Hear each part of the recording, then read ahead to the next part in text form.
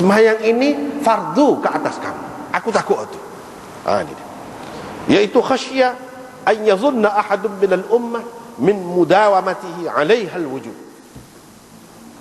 Dia takut kalaulah dia buat tetap gitu, umat ni akan anggap ini sembahyang yang wajib juga, yang fardu juga. Dia takut tu. Sebab tu dia tak buat. Bukan Allah SWT memfardukan, bukan dia takut Allah SWT fardu, tak takut tu. Tetapi boleh jadi umat ni akan jadi salah faham apabila dia buat dengan tetap begitu, padahal royak dah sembahyang hak fardu ni 5 waktu gitu gini royak dah. Banyak kan Nabi royak berlakon tu, nyada semacam hak sesak, hak menyeleweng. Dengan sebab tu dia takut. Dia takut umat ni akan jadi salah faham, membuat kesimpulan sendiri bahawa hak ni wajib, fardu. Dia takut. Maka dia tak buat. Gitu. Itu yang ketiga. Yang keempatnya, kalaulah dia takut akan dianggap fardu. Mana apabila dianggap fardu, maka fardulah ke atas orang tu. Gitu. Apabila dia anggap wajib, maka wajiblah atas dia. Dia kata serupa dengan seseorang mujtahid. Seseorang mujtahid, bila dia anggap benda ni halal mengikut ijtihad dia, maka jadi halal lah kepada dia. Bila dia anggap sesuatu itu haram mengikut ijtihad dia, maka jadi haram lah atas dia. Bukan Allah SWT wajib apa-apa, tak ada. Ini nisbah kepada dia. Jadi bila dia anggap gitu, maka jadi gitulah kepada orang yang berijtihad itu. Seperti mana yang berlaku misalnya dalam bab sembahyang witir. Ulama-ulama Hanafi, Imam Abu Hanifah berijtihad. Dia kata witir itu wajib, jadi wajib lah atas dia. Buat dia. Buat dia lagu tu menjadi wajib dah lah. Gitu. Nabi SAW tak sih jadi gitu. Sebab tu dia tinggal. Sehingga boleh orang berijtihad jadi kata wajib pula ni. Dia tak sih buka ruang langsung. Dia takut jadi gitu. Dia anggap wajib. Oleh setengah-setengah, tidak semua pun, oleh setengah pun. Supaya jelas bahawa benda ni tidak wajib. Paling tinggi sunat gitu, bukan wajib. Itu tujuan dia tak tubik tu. Dia takut akan dianggap wajib gitu. Seterusnya yang kelima, yaitu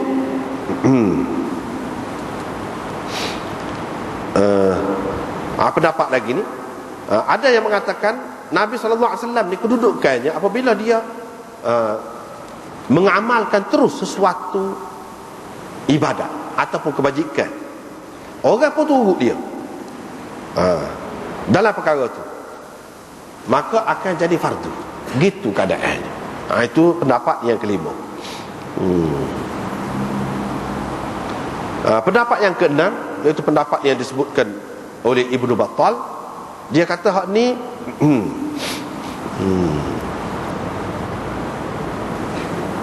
Nabi SAW takut ni sebab apa?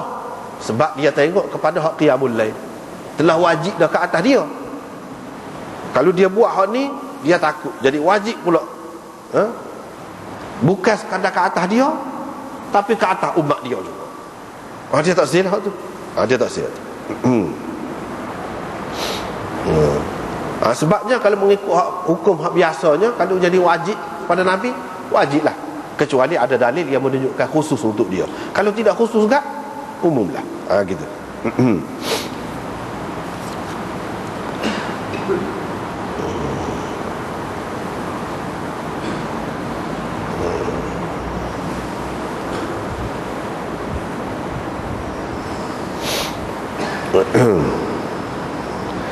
Yang ketujuh, ini pendapat Khattabi.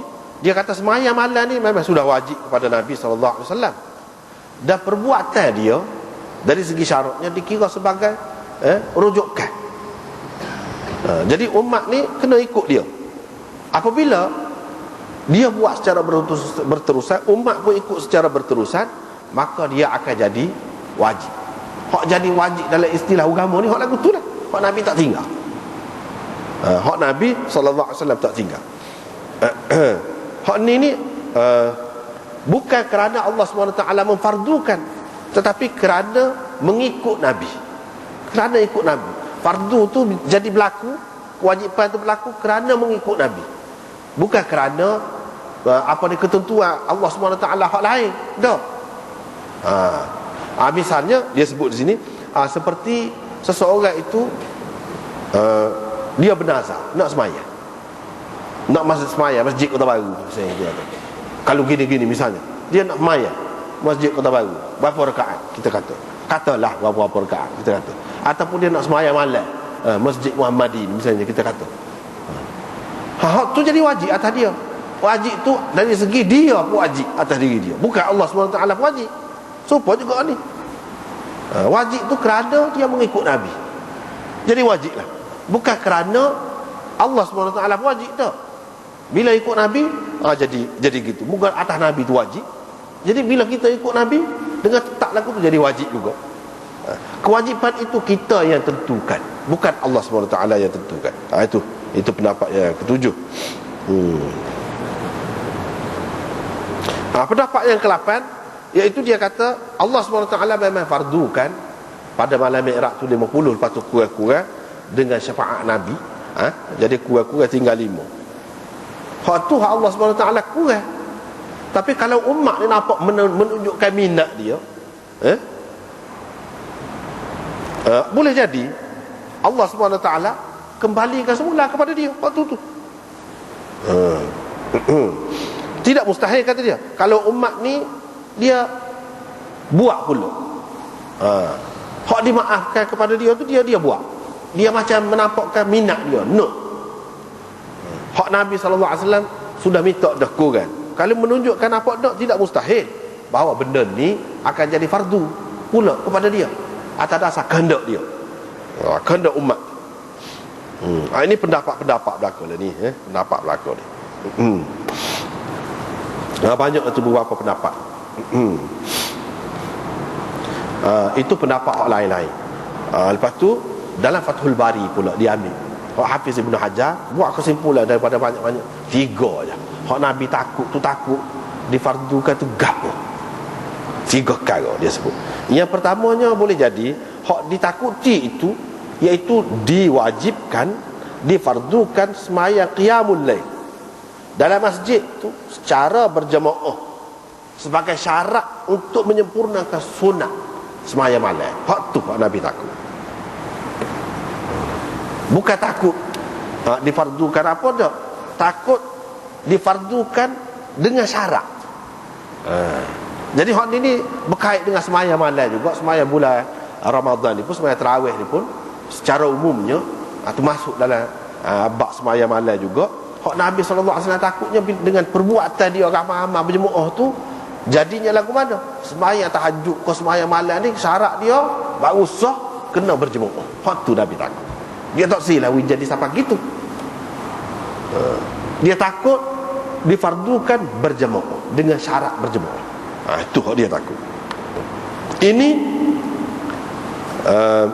ada hadis yang menyokong hak ni, iaitu dalam hadis Zaid bin Thabit ada tersebut, hatta khashitu an yuktaba alaikum walau kutiba alaikum ma qumtum bihi fasallu ayyuhan nas fi buyutikum. Gitu. Sehingga aku takut, ni sambungan hadis tadi lah, sehingga aku takut akan difardukan ke atas kamu. Kalau difardukan ke atas kamu, kamu tidak mampu melaksanakannya. Oleh itu, wahai orang ramai ni, kamu sembahyanglah di rumah kamu. Maknanya hak Nabi takut tu kalau di masjid tu jadi syarat. Dengan berjemaah di masjid tak boleh buat seorang-seorang. Di rumah tak boleh. Hak tu hak Nabi takut.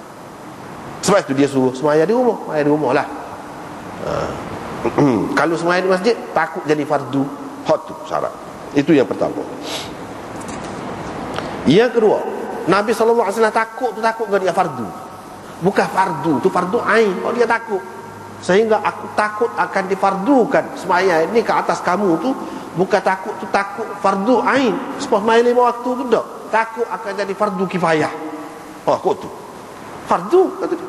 Kita tak payah takwil lah, dia anggap fardu, kau tak payah. Dan dia kata tufrada, sehingga aku takut akan difardukan. Kalau fardu kifayah, itu fardu juga. Nabi tak say jadi lagu tu pun tak say.